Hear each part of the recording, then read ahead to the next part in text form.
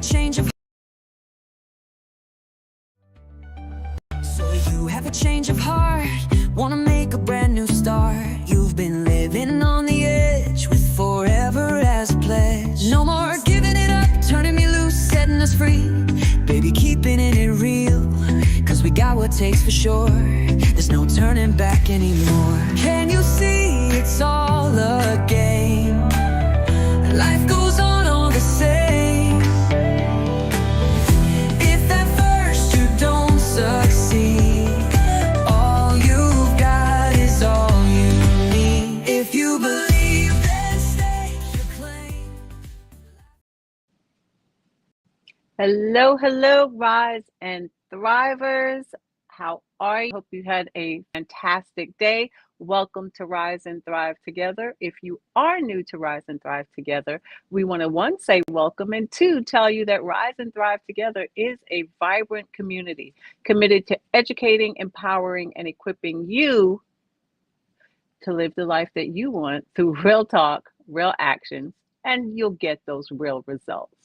So welcome to our show. If you are listening to the replay, welcome. That doesn't change. So there's this little annoying gnat that's flying in front of me. So it might be a little distracting. If you see me doing like this, it's because I'm trying to keep up. So for those of you who are regulars, you'll notice it's just me tonight. You all know that Reg has been sick and not feeling well. So she is sick and not feeling well. And she's not going to be here. And you guys will be with me. We'll hang out. We'll have conversation. I will try to read your comments and we'll take it from there. So I want to start by just saying I have zero idea what is going on with our weather here in the Northeast. Today was absolutely freezing after having an okay kind of couple of days. Absolutely freezing. Absolutely freezing. I don't like cold weather, but I know I live in the Northeast. It's all good. Anyway, we're going to start and we're going to continue our topic on boundaries and what they mean, how to set them, why they're important to us to have boundaries. And we're going to continue that conversation. Okay. So you're not easing into this. I hope through the past, I think 4 weeks, that we've been having this conversation on becoming and who you are meant to be and setting boundaries and learning and understanding who you're becoming. And more importantly, understanding that not everyone gets access to your growth. It's really important that we understand that. So what that means is not that anyone's thinking they're better than anyone else, but not everyone comes along for this ride on this journey of life. They're not with you forever. They're there for a certain period of time. I've learned that people are in your life for a reason, a season, or a lifetime. You can't make someone who's in your life for just a particular reason into someone who's there for a lifetime. When we try to make someone who's not in our life for a lifetime, what happens is there's a lot of tension and struggle. And it's not easy flowing when it was that time period that they were supposed to be there. Can't keep someone around who's not meant to be there forever. That's one of the things. Okay. So I want to start out by challenging you tonight. And I want to start by challenging you on the idea that growth automatically means more connection. How many of you think that when you say the word growth, it means more connection? You get more people in your life. Just type in the chat and tell me how many people believe that. This idea that growth automatically means more connection. I want to know about that. Growth, when you're in that season, I like to say that season of growth, doesn't always mean more connection. What it actually means is more of, how do I say, more of you, more about you. And now what you start to do is prune. And not everyone has the same access. So what you're doing in this period of growth and learning to set boundaries is you're giving people less access to you. Does that make sense? And here's why we do that. Because in this learning process, learning who we are, who we're becoming, and what it's going to take, we see things in people that just no longer fit. You guys heard of square peg, round hole, and it doesn't fit. So they're people who just don't fit anymore. Conversations that you used to tolerate at one level, as you move to the next level of life, on this journey that we're on, you no longer can tolerate those conversations and whatever those conversations are for you. Let me give an example. For me, when I used to tolerate people just complaining about everything, life, the weather, they just complain. That's who they are. That's what they do. Now at this level, you get 1 minute, and if I sense that the conversation is just all about complaining and feeling sorry for yourself, I have to end the conversation. Because as I am growing and setting boundaries, I no longer have, and I love this word, I no longer have the bandwidth for people who just want to complain. They want to complain about their life. They want to complain about their weather. They want to complain that people don't listen. They want to complain about people on the road. They just want to complain. I don't have the bandwidth for that.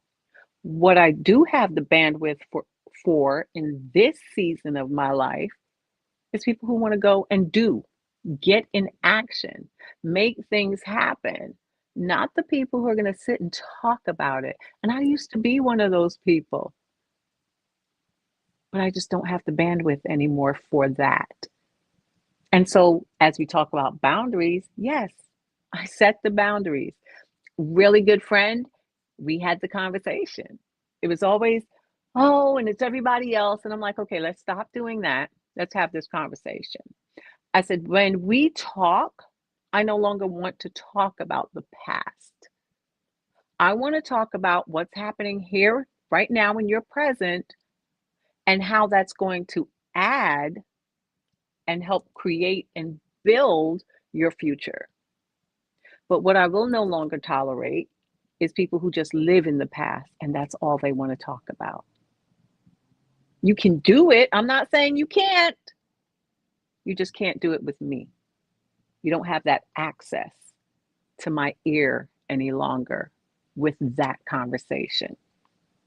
Okay? So that's what I mean when I'm asking you about growth and people thinking that it automatically means more connection. Because when you're growing as a person, what you're looking for is not just a whole lot of different connections, but connections that align with your purpose, with your mission. Does that make sense? So again, growth requires less access to you. That's why our subtitle is not everybody can have access to your growth, right? Okay. This growth and this becoming is really sacred. It's not for public consumption. It's something that you are doing for you, not for someone else. We're not growing and on this journey for someone else. This is our journey. And that's why we all experience it differently. And there's no right or wrong way. But within that growth and that journey is where we set those boundaries. Okay, got it? Growth is going to shift you from what you can tolerate emotionally, mentally, relationally. And you no longer entertain those conversations that drain you. How many of you out there noticed or are noticing in your growth journey? And we're always growing, we're always changing and elevating as far as personality, our goals, our vision. What is it that we want? And you no longer entertain those conversations that drain you. Have any of you out there ever had a conversation with someone? This person could be a friend, an acquaintance, and every time you talk to them, you just feel so exhausted, either during the conversation or after the conversation. But you are like, oh my God, I'm so tired. And my question is, then why do you continue to allow people to have access to you that drain you? I think Reg and I talked about this a long time ago, and they're like vampire suckers. Why? Why would we willingly sit there and allow someone to drain us so that now we get to complain to somebody else about the person that's draining us? That kind of makes it sound like now you're draining somebody else's energy. So notice when your energy feels off, when you're in this growth phase and you're learning to set these boundaries, you're so much quicker at recognizing when someone's draining you, and you stop it. You set those boundaries on it. I know I do. I had that conversation with a friend of mine, and what was so interesting is prior to me expressing this to him, he told a friend of his, I think Raquel's going to stop talking to me. And let me be real clear, I mean friends, like platonic. And he said, I think Raquel's going to stop talking to me because I just get this feeling from her, which I thought was amazing perception on his part. But clearly it was something that I was putting off, giving off. I don't want to say put off, because then you'll think, oh, she was delaying. That's not what I mean. I want to be real clear here. It's something that I was putting out there in the atmosphere, and he picked up on it. And then we had the conversation about it. And so I told him, these are the conversations I now want to have. Okay? Things that once felt normal to us now are misaligned. Things aren't lining up. People aren't lining up. Our personalities are not lining up. And guess what? It's okay. I'm coming close because y'all already know I can't see. I need glasses. I'm just not wearing them because last time it reflected off and it's a whole host of stuff. But so John, hi John. I believe growth is putting yourself out there and watching your back. Oh my gosh. I love that, John. Because sometimes, we got to watch our own back. I love that. Believing that growth is putting yourself out there, yes, and watching your back. Now, John, explain that a little deeper, because I might think of having your own back as a different way than you do, right? I mean, for me, watching my back means I need to see who's coming and who's coming to do me harm. Let's be aware. And who's coming to support. Tell me, John, if that's what you're thinking, same kind of way, or if it's different, and it's all good either way. I just really want to be clear on how you see having your back. Okay? So when you're in this growth phase, do you ever notice that people get confused and they think you've changed on them when really you've changed for yourself? I've had friends tell me, I don't like this new person that you're becoming. And I'm like, I didn't ask you if you liked it or not. It is what it is. This is me, and this is who I am. No, we haven't changed on them. We've changed for us. This is why when people say, oh, I should change for, and they say people who they should change for, that type of change is not sustaining. You can't maintain that because you're not doing it for you. When you change for other people, 9 times out of 10, it's not sustaining. You'll fall back to what's comfortable and what you know. Now, when you are making a change for you, you know the work that you put in. You know where you came from and where you are now. And you don't want to lose that. That's sustaining. Somebody else here. Who is this? Chris. And who respects those boundaries with question? I'm thinking there's a first part to that. Right, Chrissy? I hope there's a first part to it. So if there is, let me know what that first part is. Because people are going to challenge your boundaries. They want to know, I know what Raquel was like before. Let me just see if she really changed. So they'll challenge and try to step over and cross those boundaries. You don't want to do that because I will check you. I will let you know that that's not going to be allowed. We've got Ellen. Hey, Ellen, growth is scary. Girl, you ain't never lie. But you have to believe in yourself. We have to move on what feels right. Having our back is not acquiescing to somebody else's expectations. Whew. Girl, wait, I gotta read that again. Growth is scary, but you have to believe in yourself. We have to move on what feels right to us. Having our back is not acquiescing to somebody else's expectations. Let me tell you, people's expectations of you are not based on you. People's expectations of you are based on what they want from you. And that's why I like to tell people, learn to manage your expectations. A friend of mine the other day asked me, the same friend who thought I would stop speaking to him. And you know, he, as I said, he was right.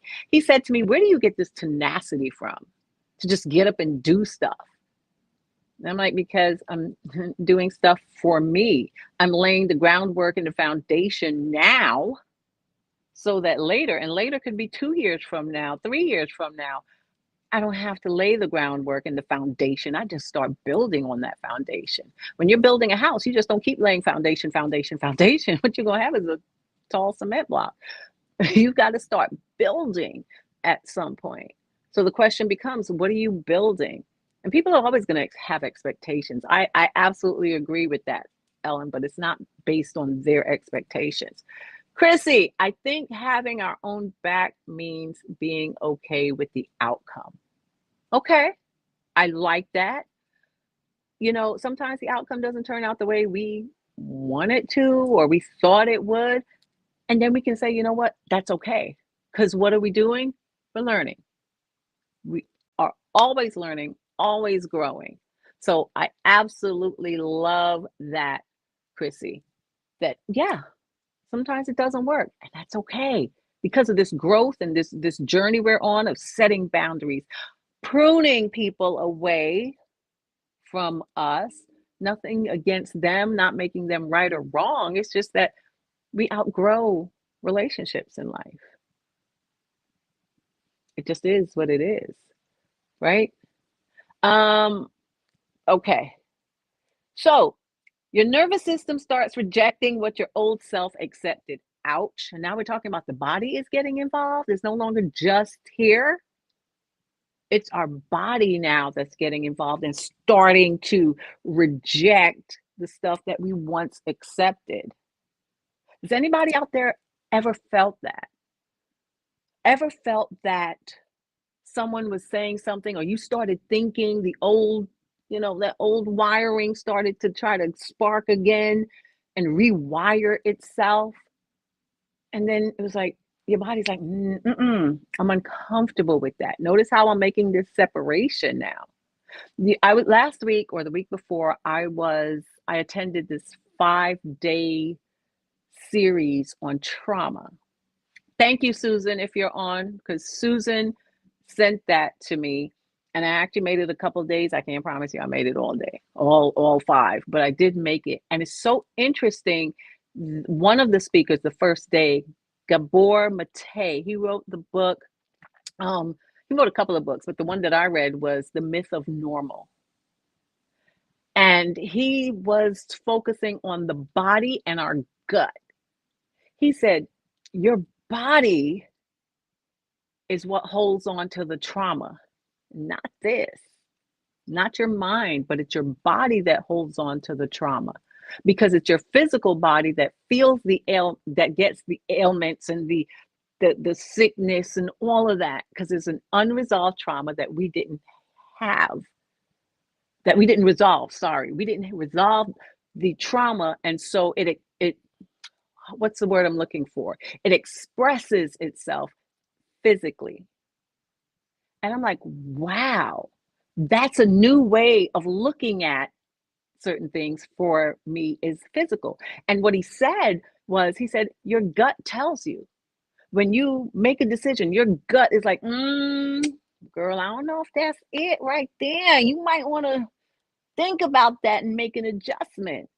And then we ignore that gut feeling and we go on anyway and make that decision.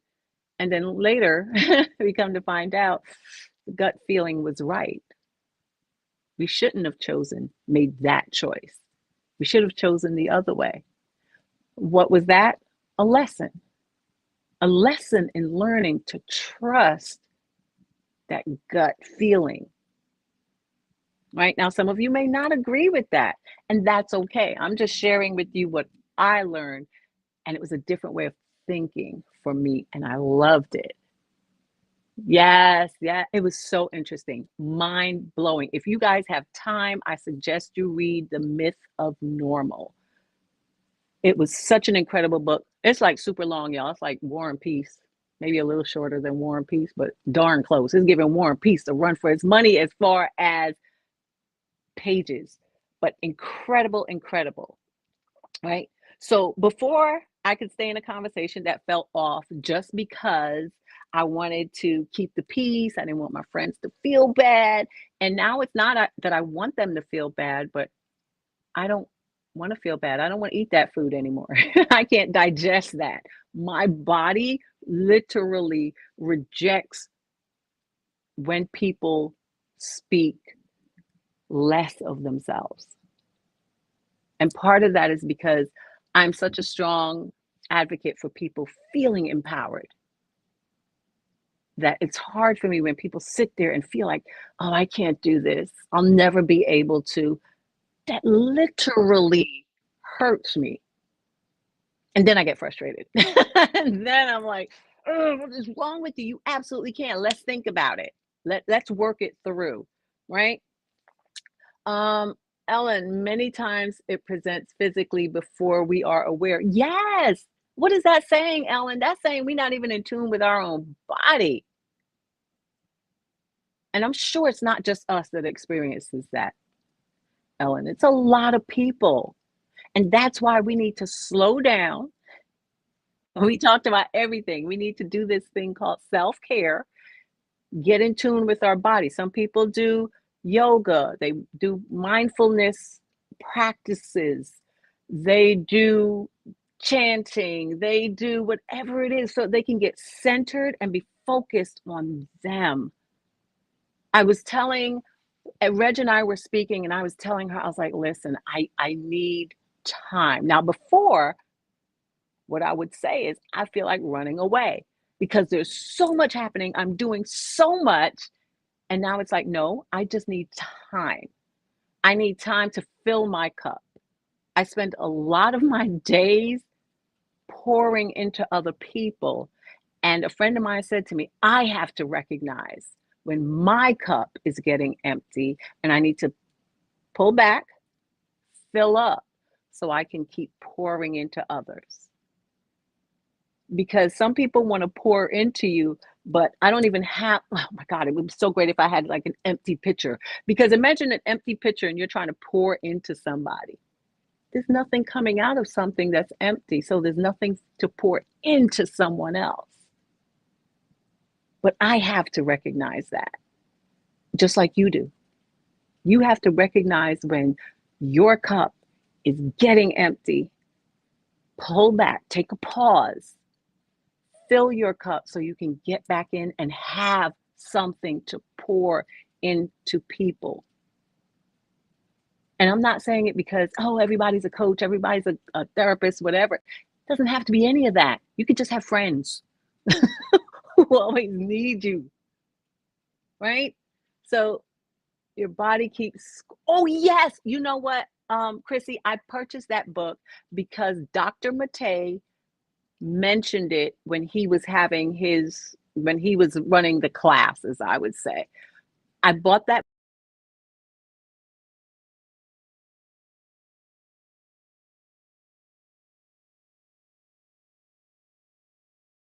book. I've heard, uh-oh, I love, hear me. But the body keeps score is what we just talked about a few minutes ago, about your body feeling it first. And then this gets a message. It may not be the message, because that makes a difference. Time for John, you ain't saying nothing but a word. I already talked to my travel advisor, aka my sister-in-law, because her and my brother have a travel business. And I'm like, girl, I need some place to go. And she's like, where do you want to go? So I looked at the map of the USA, because one of the things on my bucket list is to visit every state in these here United States of America. So I had to look and see, where haven't I visited? But I daggone sure ain't visited none of them now, because everywhere is kind of too cold. It's like the Dakotas and all of that. But I'm getting sidetracked. John, stop it. But yes, definitely time for a vacation. But boundaries are not punishment. Some people think, oh my gosh, why do you want to do that? Why do you want to be like that? Not about I want to be like anything. I want to be the best me that I can be, because I fully understand my purpose. I fully understand what I am here for, what I'm supposed to be doing. And I'll be honest, that requires me pulling back a lot of times, more than I do. But I will get better at it, because I am working. I'm not trying to work on it, because when I hear the word try, some of you have been here long enough, I think, well, when you say try, that's a reason for excuses to seep in. Why is it a reason for a reason for excuses to seep in? It's because we haven't put a boundary on ourselves. Oops. We haven't said, hey, stop using that word try, because all you're saying to somebody is, I just didn't put in the energy, effort, or time to do what I said I would. So we're not committing to us, so how can we commit to someone else? Just food for thought. Boundaries are not about controlling other people. They're about directing us. It's about directing me when I set boundaries. It's kind of like the GPS, road maps. Y'all know maps. You unfold it. But that's what boundaries, not controlling others, but directing me. That helps to lead and guide. That's my GPS, my boundaries. You're not cutting people off. You're choosing how to show up. On my vision board, when I saw this, I was like, oh my gosh, I have on my vision board, keep showing up. And whenever I look at my vision board, that's always in my face. It's almost as if it knows those days that I don't want to show up and I don't want to be, and I just want to be a recluse, but I have to keep showing up. And in order for me to keep showing up, I have to show up for this girl right here. That's the boundary. Make sense? People who benefited from your lack of boundaries will feel your growth the most. Because before, you would just, whatever would happen, wherever let the chips fall where they may. Is that the saying? They feel your growth the most, and not feel it in a good way, because they realize things are happening. She's being different. He's being different. And I don't understand it. And that's why it's important that you share that with folks. Don't hide your growth. Don't be embarrassed by it. Be proud. I'm changing. And that's okay. I'm moving from one level to the next. We live life in levels and we experience it in stages. So at one level, there's a couple of stages we have to go through. Once we pass that test and go through that assignment, we move on to the next level. And within that level, there are little stages that we've got to accomplish to keep moving and growing. And we all have someone in our life who's not growing, who doesn't know how. They may be afraid How are we helping them, that person? Ellen, we learn and grow. Yeah, but some people are so afraid of growth because they've heard this phrase, growing pains, but it's part of life. Because there's growth doesn't mean nothing happens to you and you don't have troubles and challenges. It's not what it means. It just means you look at them differently than you did before. You don't let them consume you. You consume that challenge, that friend who's mad at you because they feel like you're leaving them behind. It's not about being behind. Friendships, some friendships just end. And those are the friendships that you know were there for a reason or a season. Don't make yourself wrong when you realize, hey, it's time to move on from this friendship. Ellen, maybe we can help them that we are happier. They see the growth. And that's why sometimes they get upset. And we don't want that. We're not here to hurt anyone's feelings, but we are here to share with them about who we are becoming.